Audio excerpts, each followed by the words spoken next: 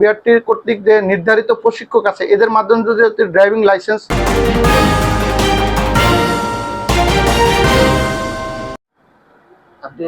আপনারা আর কি training school driving শেখান, সেই ড্রাইভিং শেখার প্রেক্ষিতে দুর্ঘটনা যেন না ঘটে সেই বিষয়ে আপনাদের কি কি পদক্ষেপ থাকে সাধারণত? আসসালামু আলাইকুম। আসলে সড়ক দুর্ঘটনা কমানোর জন্য আমাদের পদক্ষেপ যেটা আমাদের সঠিক পরিমাণে আমাদের প্রশিক্ষক ছাত্রছাত্রীদেরকে প্রশিক্ষণ দিতে হবে।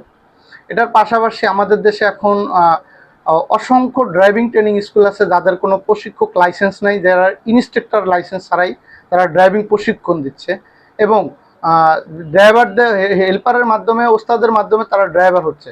এতে কি সঠিক তারা প্রশিক্ষণটা পাচ্ছে না, সঠিক নিয়মকানুনটা না পাওয়ার কারণে সড়কে যখন তারা গাড়ি চালাচ্ছে তখনই কিন্তু দুর্ঘটনার হারটা বেড়ে যাচ্ছে।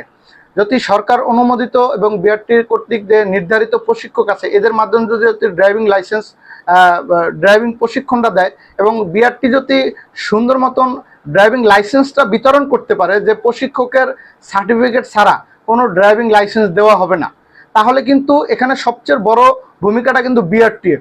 কারণ বিআরটি যদি চেষ্টা করে যে বাংলাদেশের সড়ক দুর্ঘটনা কমে যাবে কিভাবে, এই যে ড্রাইভিং ট্রেনিং স্কুলগুলো আছে সরকার অনুমোদিত বিআরটির নির্ধারিত অনুমোদিত স্কুলগুলো, এই স্কুলগুলোকে তারা তদারকি করতে হবে এবং যে ইনস্ট্রাক্টরগুলো আছে তাদের মাধ্যম দিয়েই যে সার্টিফিকেট প্রদান করা হবে এবং যে ড্রাইভিং শিখবে এবং যে ড্রাইভিং লাইসেন্স করতে গেলে অবশ্যই ইনস্ট্রাক্টর সার্টিফিকেট থাকতে হবে।